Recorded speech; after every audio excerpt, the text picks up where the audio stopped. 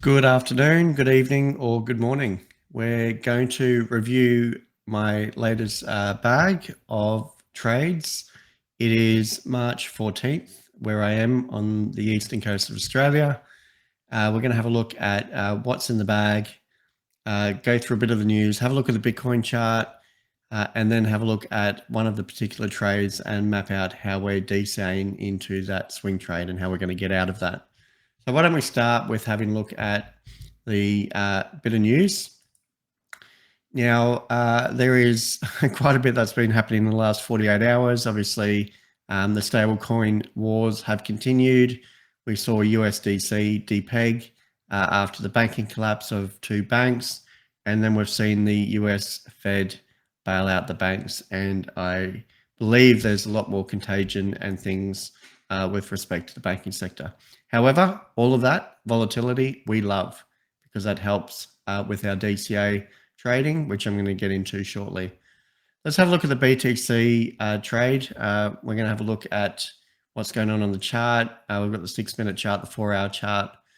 We're actually looking quite good for a potential setup of maybe a short.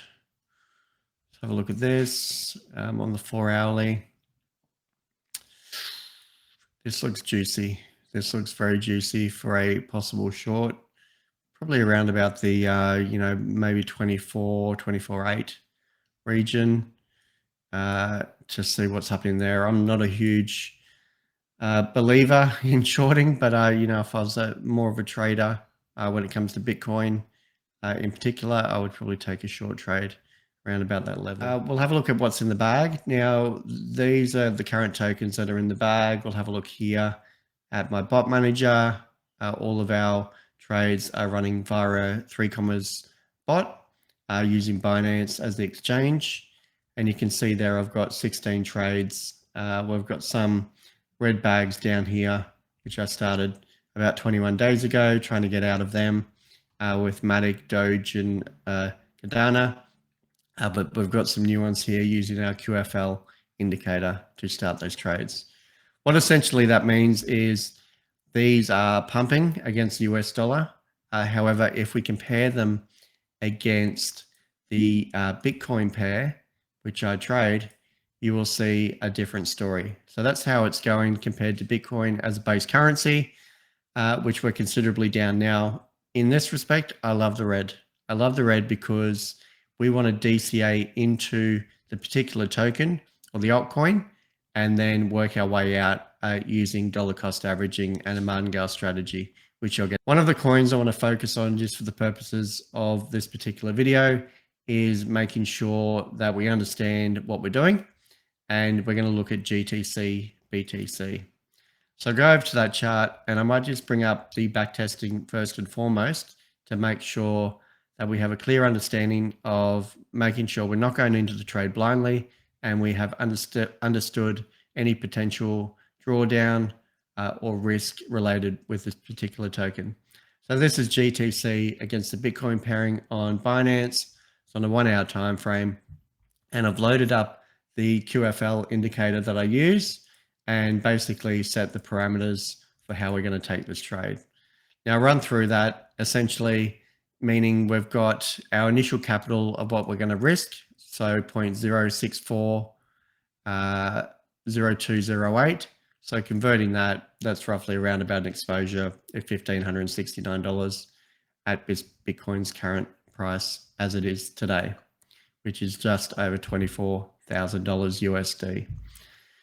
We're going to look at this and make our trade when deviation from the base breaks. So when we've got a crack in our base using the QFL indicator, we will take the trade 3% under.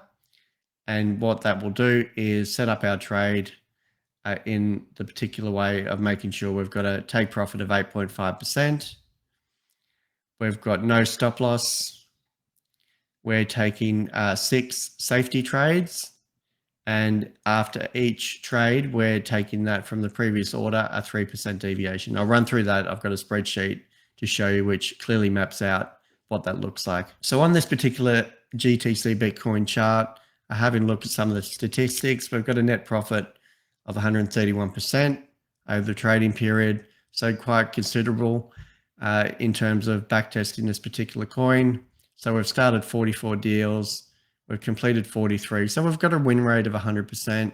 Average in each deal is around about 3 days.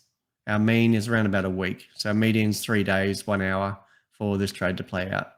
Now, having a look at the safety orders down here, we've got 6 safety orders. Basically, 31% of the time, the first safety order is filled. And if we go all the way down to safety order number 6, around about 5% of the time, one in every 20 trades, we are filling that particular safety order. So how the DCA strategy works, I might just clear this chart so we can map it out. We're going to DCA using a strategy to make sure we buy a base order at a particular entry price. And then when we go 3% below that entry price, we're going to buy another order. But we are going to increase our order size as we go down. So our base order, we're just ordering 0.001 Bitcoin in GTC. The first safety order, 0.001. And then at each deviation from the previous order, we're actually doubling. So we're using a martingale strategy to have a volume scale of 2 times with each particular trade. Now, the distance between the first safety order and the second safety order is a factor of 1.25. So actually making the depth between the last safety order and the next one a little bit wider. And we're going to map all these out so you understand what is happening from a chart perspective and when we're taking the orders. Then we might zoom out and have a look at how we're going to exit this trade in time. So what I'll do, I'll take our entry price, we'll map this out on the chart, and then we'll go from there. So I think we had an entry price of 7640. 7640. I might just put that there, and then I'll edit that and 7640, make it a bit easier. So that is our entry, essentially. So this is our entry price. Entry. And our next level that we're going to take is 7411. Now this is our first safety order. So first safety order, we're going to add in there.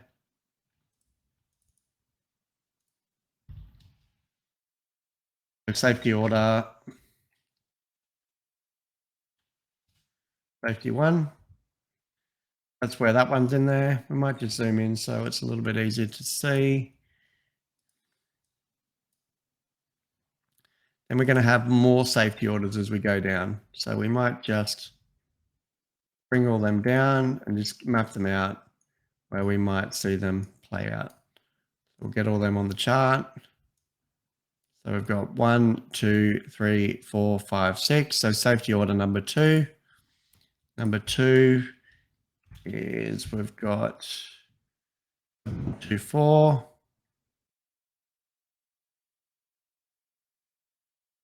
Safety order number 3. 6, 7, 6, 6. 3. Safety order number 4.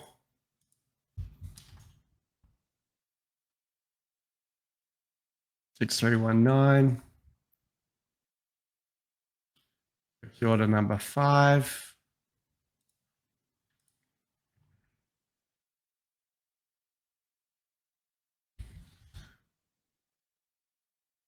And safety order number 6. So that's our last one.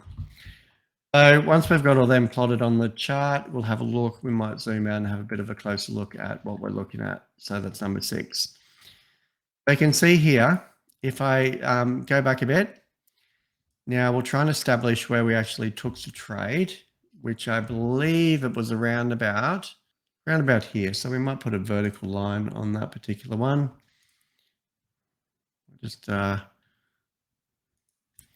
so that's where we took our entry, around about there. I might zoom in just for the purposes of that. Okay, so we took out on that particular candle here, 764 was our entry. Now we've done that after breaking this base, and it's gone down 3%. So what we've done is we've bought our entry, and then we've using the 3 comma system, we have mapped out using particular factors of a 2 times volume scale and a 1.25 step scale. We've mapped out our dollar cost averaging at each inflection point, increasing our order size. So what will happen as we go down is we will be able to essentially, when we go down, I might just make this entry a little bit a different color, because that's a little bit hard to see. Style, make that green. That's our entry price, which is also going to be our exit. So currently, if we were to only fill this particular order, our entry, we would need to go back a factor of 8.5% from here in order to play that out. So that's where we would need to get to. Okay, now when we add our dollar cost averaging into play for safety order 1, 2, 3, 4, 5, as we go down, we're bringing our average entry down to a new level. So if I have a look at, if we were to go down to safety order 5, you would find that our average order would probably come down to around about here. So therefore, using the QFL strategy, once we've broken the base, more times than not, we will go and retest that base, which is now support. Okay, so we've broken the base. We come down, and I might just draw it on here.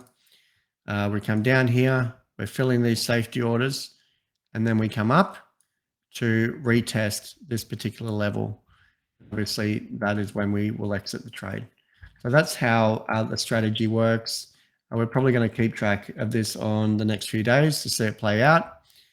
We have back tested the information to make sure that we've got some significant back testing information based on historical results with this particular token to make sure that we're going to come out of that trade, and we've had 100% success rate previously. So we're going to watch that play out. I might just zoom out for the purposes of the chart. I don't really know too much about GTC. I did have a quick look at the website before. Looks like some sort of financials or fintech product. I don't really care too much about it. You know, I look at the coins. If they've been vetted by Binance, they've been fully KYC'd and they're ready to go from my perspective. And we're only looking to be in there for a few days and then get out, and our exposure on the trade isn't too much at all. What we might do, we'll zoom out to the daily chart, have a look what it looks like. Yeah, so there's a fair bit of support around here on the daily. We might even zoom out to the weekly, have a look what that looks like. Yeah, look, all of these coins are down significantly against Bitcoin. Yeah, there's a definite amount of support down the bottom here that we're hitting. So we only need a tiny little bounce to get out of this one. And we've allowed for plenty of downside risk to get to safety order number 6.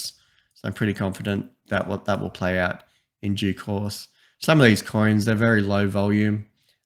We do have a setting that has been programmed in here to say, okay, well, we don't want to take the trade unless we have at least a volume of 10 Bitcoin in the past 24 hours, and then we can enter the trade. So we've got some conditions around that, making sure we're just not going to chase a coin and follow it down to the bottom.